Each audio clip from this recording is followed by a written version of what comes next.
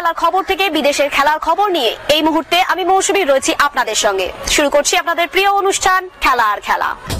Bullet diary নিবেদন করছে সংবাদ প্রতিদিন। এফসি গোয়া ম্যাচের পর মোহনবাগানকে শিল্ড তুলে দেওয়ার সিদ্ধান্ত নেওয়া হয়েছে, তবে ম্যাকলারেনদের হাতে লিগ শিল্ড কে তুলে দেবেন তা এখনো ঠিক হয়নি। ওড়িশা ম্যাচে পেট্রাতোসের গোলের পরই বাদল ছাড়া উচ্ছ্বাসে ভেসে গিয়েছিল যুব ভারতীয় গ্যালারি। ম্যাচ শেষে দেখা গিয়েছিল শিল্ডের রেপ্লিকা নিয়ে মাঠেই উৎসবে মেতেছিলেন সবুজ মেরুন ফুটবলাররা। সবুজ মেরুন আবির আর আতশবাজিতে ছেয়ে গিয়েছিল চারিদিক। এফসি গোয়া ম্যাচে কার সমস্যার জন্য থাকছে না অধিনায়ক সুভাশিস বসু, তবে এই ম্যাচে গুরুত্ব না থাকলেও মোহনবাগান কোচ জোসে মলিনা চাইছেন জিতেই প্লে অফে নামতে। আগের ম্যাচেও 2 গোলে এগিয়ে গিয়ে শেষ মুহূর্তে গোল খেয়ে ম্যাচ ড্র করতে হয়েছে ম্যাকলারেনদের। একই সঙ্গে আরো একটি নজিরের সামনে দাঁড়িয়ে মোহনবাগান। জাতীয় লীগ থেকে আজ পর্যন্ত দেশের প্রথম পর্যায়ের লিগে 29টি মৌসুমে মোহনবাগানের মোট সংগ্রহ 997 পয়েন্ট। আগামী শনিবার এফসি গোয়া ম্যাচটি জিতলে তারা প্রথম ক্লাব হিসেবে 1000 পয়েন্ট সংগ্রহ করতে পারবে। সেদিক থেকেও গোয়া ম্যাচের গুরুত্ব রয়েছে সবুজ মেরুন সমর্থকদের কাছে। শিল্ড জয়ের পাশাপাশি যদি গোয়ার বিরুদ্ধে জিতে ঘরের মাঠে এই নজির গড়া যায়, তাহলে শনিবারের আনন্দটা দ্বিগুণ হয়ে যাবে মেরিনার্সদের, কারণ দেশের অন্য কোনো ক্লাবে দেশের প্রথম পর্যায়ের লিগে 1000 পয়েন্ট সংগ্রহের কোনো নজির নেই।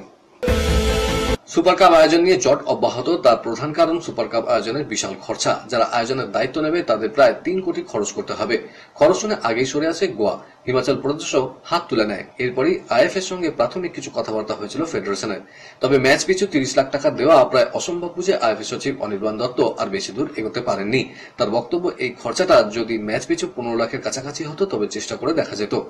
আবার ভেসে উঠছে ভুবনেশ্বরের নাম। গত মৌসুমে কলিঙ্গ সুপার কাপ নামেই প্রতিযোগিতা হয়েছিল ভুবনেশ্বরে। আপাতত ওড়িশা সরকারের দিকেই তাকিয়ে ফেডারেশন। ক্রিকেটের ডায়েরি। একদিনের বিশ্বকাপের ফাইনালে হারের বদলা চ্যাম্পিয়ন্স ট্রফির সেমিফাইনাল নিল ভারত। অস্ট্রেলিয়াকে 4 উইকেট হারিয়ে ফাইনালে উঠলেন রোহিত শর্মারা।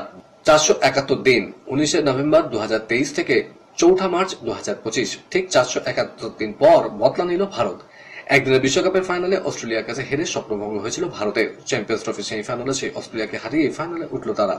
দুবাইয়ের মাঠে শেষ হাসি হাসলেন রোহিত শর্মারা। 11 বল বাকি থাকতে 4 উইকেটে জিতলেন কোহলিরা। বল হাতে মোহাম্মদ শামি ও বরুণ চক্রবর্তী যে কাজ শুরু করেছিলেন তা শেষ করলেন বিরাট কোহলি, শ্রেয়াস আয়াররা। আরো একবার কোহলি দেখালেন তিনি বড় ম্যাচের ক্রিকেটার।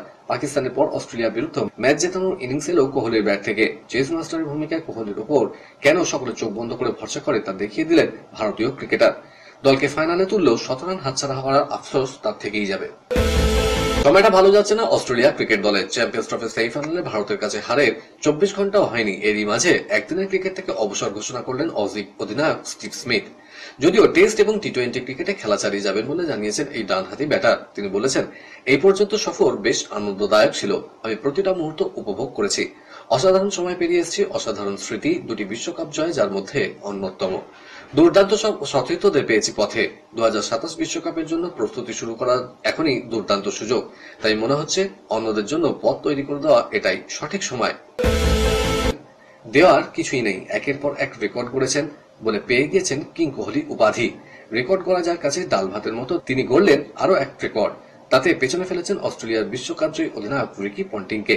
দুবাইয়ে চ্যাম্পিয়ন্স ট্রফির প্রথম সেমিফাইনালে ভারত অস্ট্রেলিয়া ম্যাচে জস ইংলিশের ক্যাচ ধরে কোহলি ভাগ বসান পন্টিং এর রেকর্ডে। 27তম ওভারের শেষ বলে রবীন্দ্র জাদেজাকে আলতো ড্রাইভ করে ইনিংসে ক্যাচ তুলে দেন কভারে দাঁড়িয়ে থাকা কোহলির হাতে।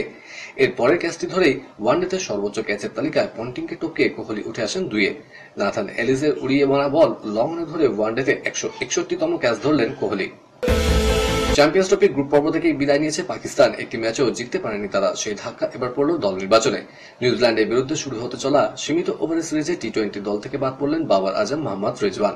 নিউজিল্যান্ডে গিয়ে 5টি টি-20 এবং 3টি একদিনের ম্যাচ খেলবে পাকিস্তান। সিরিজ শুরু 16 মার্চ থেকে।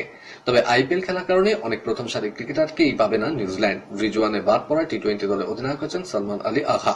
সহ অধিনায়ক নিয়োগ করা হয়েছে সাদাব খানকে। তিনি জাতীয় দলে প্রত্যাবর্তন করেই বড় দায়িত্ব পেলেন।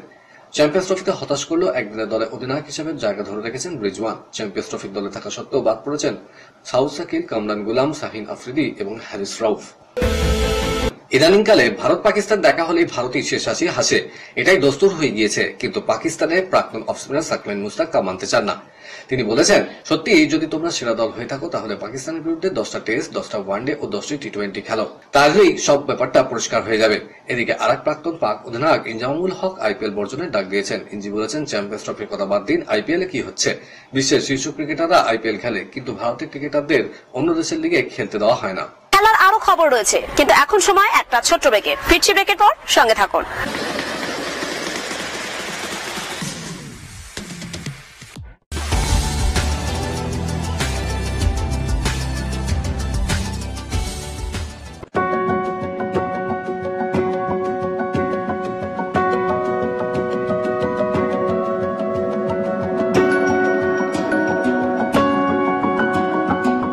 নিউজ মিডিয়া প্রযোজিত সাপ্তাহিক বিনোদন অনুষ্ঠান বিনোদন.com দেখুন প্রতি শনিবার ঠিক রাত 10:25 আপনাদের প্রিয় চ্যানেল ভিশনে।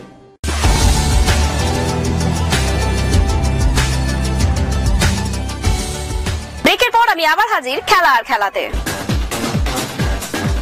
বিদেশের ডায়েরি। উয়েফা চ্যাম্পিয়ন্স লিগের প্রি কোয়ার্টার ফাইনাল শুরু হয়ে গিয়েছে। আজ রাতে 8 দলের লড়াই, অর্থাৎ আরো 4টে ম্যাচ। একই সময় মাঠে নামছে বার্সেলোনা, লিভারপুল, বায়ার্ন মিউনিখ এবং ইন্টার মিলান, যারা বর্তমানে নিজেদের ঘরোয়া লিগের শীর্ষে রয়েছে। দেশের সেরা হওয়ার সঙ্গে সঙ্গে এই দলগুলো যে ইউরোপ সেরা হতে মরিয়া হয়ে ঝাঁপাবে তা হলফ করে বলা যায়। তারই প্রথম ধাপ আজ রাতে শেষ ষোলোর ম্যাচ। বেনফিকার বিরুদ্ধে নামছে বার্সেলোনা। এই লিগ পর্যায়ে বেনফিকার সঙ্গে 5-4 ফলের নাটকীয় জয় ছিনিয়ে এনেছিল কাতালান ব্রিগেড। লামিনে ইয়ামাল কি প্রি কোয়ার্টারেও কঠিন লড়াইয়ের মুখে পড়বে, নাকি অপরাজিত তকমা ধরে রেখে অ্যাওয়ে ম্যাচে জয় পাবে হ্যান্সি ফ্লিকের বার্সা? ফ্লিক দাবি করেছেন লিগ পর্যায়ে বেনফিকার যতই বেগ দিক, প্রি কোয়ার্টারে তার দলই ফেভারিট হিসেবে মাঠে নামবে। পিএসজির বিরুদ্ধে খেলা লিভারপুলে মোহাম্মদ সালাহরা এই মৌসুমে স্বপ্নের ফর্মে আছেন। ঘরোয়া লিগের পাশাপাশি উয়েফা চ্যাম্পিয়ন্স লিগের পয়েন্ট টেবিলেও শীর্ষের লিভারপুল, যদিও তারা লিগের শেষ ম্যাচ হেরেছে। কোচ আর্নে স্লট জানাচ্ছেন নকআউট পর্বে সেই হারের কোনো প্রভাব পড়বে না, তবে বিপক্ষে থাকা পিএসজি কঠিন চ্যালেঞ্জ ছুড়ে দিতে মরিয়া। বছর কয়েক আগেও প্যারিসের এই দলটা ধারে ভারে বেশ শক্তিশালী ছিল, তবে এই মৌসুমের শুরুতে কিলিয়ান এমবাপে দল ছাড়ার পর থেকেই পুরনো ঝাঁজ উধাও। তবে প্রথম লেগের ম্যাচ হোম অ্যাডভান্টেজ নিতে মরিয়া coach Luis Enrique. Europa champions লিগের শেষ ষোলোতে আজ মুখোমুখি হবে দুই জার্মান দল বায়ার্ন মিউনিখ এবং Leverkusen. Harry Kane, Jamal Musiala সমৃদ্ধ বায়ার্ন আক্রমণ ভাগকে বিপক্ষ দল আটকাতে পারে কিনা সেদিকেই নজর থাকবে ফুটবল প্রেমীদের। এর আরেকটা ম্যাচ ফেইনুর্ড বনাম ইন্টার মিলানের। তুলনা শক্তিশালী মিলান শিবির ফেইনুর্ডের বিরুদ্ধে জেতার ব্যাপারে বেশ আত্মবিশ্বাসী। চ্যাম্পিয়ন্স লিগের শেষ ষোলোয় মুখোমুখি হয়েছিল মাদ্রিদের দুই ক্লাব রিয়াল মাদ্রিদ এবং অ্যাটলেটিকো মাদ্রিদ। ঘরের মাঠে প্রথম পর্বের সাক্ষাতে জয়ী রিয়াল। অন্যদিকে পিএসভি আইনডোভেনকে 7 গোল মেরে প্রথম পর্বেই কোয়ার্টার ফাইনালে প্রায় চূড়ান্ত করে ফেলল আর্সেনাল। জিতেছে অ্যাস্টন ভিলাও। 4 মিনিটে রিয়ালকে এগিয়ে দিয়েছিলেন রড্রিগো। প্রথমার্ধে সমতা ফেরার অ্যাটলেটিকো জুলিয়ান আলভারেজ। দ্বিতীয়ার্ধে রিয়ালের হয়ে জলসূচক গোল ব্রাহিম দিয়াজের। ম্যাচের পর দিয়াজ বলেছেন, দারুণ একটা ম্যাচ খেললাম, আমার গোলটাও ভালো হয়েছে, দলকে জয় এনে দিয়েছি, তবে এখনো কাজ শেষ হয়নি। দ্বিতীয় পর্বের খেলাতেও নিজেদের সেরাটা দিতে হবে। 2014 এবং 2016 সালে রিয়ালের কাছে ফাইনালে হেরেছিল অ্যাটলেটিকো। তারা রিয়ালের দুই প্রধান অস্ত্র কিলিয়ান এমবাপে এবং ভিনিসিয়াস জুনিয়রকে বেশি খেলতে দেয়নি, তবে সেই মঞ্চের নায়ক হয়ে গিয়েছেন দিয়াজ। অ্যাটলেটিকো শেষ দিকে গোল শোধের মরিয়া চেষ্টা করেনি, সম্ভবত ব্যবধান মাত্র 1 গোলের ছিল বলেই।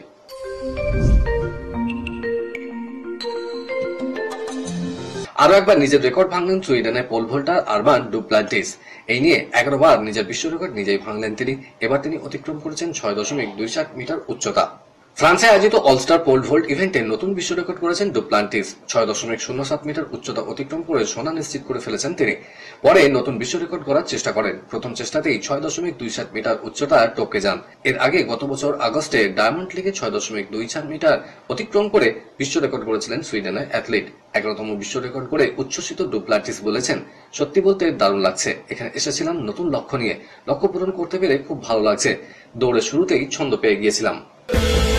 ইরানের এলখেস্তানের বিরুদ্ধে এফসি চ্যাম্পিয়ন্স লিগের প্রথম পর্বের ম্যাচ ছিল সৌদি আরবের আল নাসেরে। সেই ম্যাচ খেলতে ইরানে গেলেন না ক্রিস্টিয়ানো রোনাল্ডো। ইরানে গেলে শাস্তি পেতে পারতেন রোনাল্ডো। 99 চাবুকের বাড়ি খেতে পারতেন তিনি। সেই কারণে কি ইরানে গেলেন না CR7? 2023 সালের সেপ্টেম্বর মাসে ইরানের পার্সিপোলিসের বিরুদ্ধে খেলতে গিয়েছিলেন রোনাল্ডো। সেখানে এক মহিলা শিল্পীকে জড়িয়ে ধরেছিলেন রোনাল্ডো। ফাতেমি হাম্মামি নামে সেই শিল্পী বিশেষভাবে সক্ষম, তার হাত নেই, ফলে পা দিয়ে ছবি আঁকেন। ইরানের নিয়মে কোনো বিবাহিত মহিলাকে তার স্বামী বাদে অন্য কোনো পুরুষরা জড়িয়ে ধরা অন্যায়, ফলে রোনাল্ডোর বিরুদ্ধে মামলা হয়েছিল। কলকাতার ডায়েরি নিবেদন করছে গুড এজ হসপিটাল। তিনি যখন দলের দায়িত্ব নিয়েছিলেন তখন ইস্ট বেঙ্গল ছিল টেবিলের সবার শেষে। তারপর একাধিক ফুটবলারদের লম্বা চোট, সবকিছুর পরেও আইএসএল শেষ এসেও সুপার সিক্সের স্বপ্ন বাঁচিয়ে রেখেছিলেন east Bengal coach Oscar Bruzon. যদি সেটা হতো তাহলে ছিল প্রায় অসম্ভব হওয়ার শামিল। রবিবার যুব ভারতীতে দিমিত্রিয়সদের আত্মঘাতী সিদ্ধান্তে ইস্ট বেঙ্গলের স্বপ্ন শেষ হয়ে যায়, কিন্তু স্বপ্ন সত্যি না হলেও অস্কারের কৃতিত্ব কমে যায় না। তাই ইস্ট বেঙ্গল সিদ্ধান্ত নিয়েছেন নতুন মরশুমে কোচিং এর দায়িত্বে সামলাবেন অস্কারই। ইতিমধ্যে ইস্ট বেঙ্গলের চুক্তিপত্র সই করে দিয়েছেন অস্কার। দিমিত্রিয়স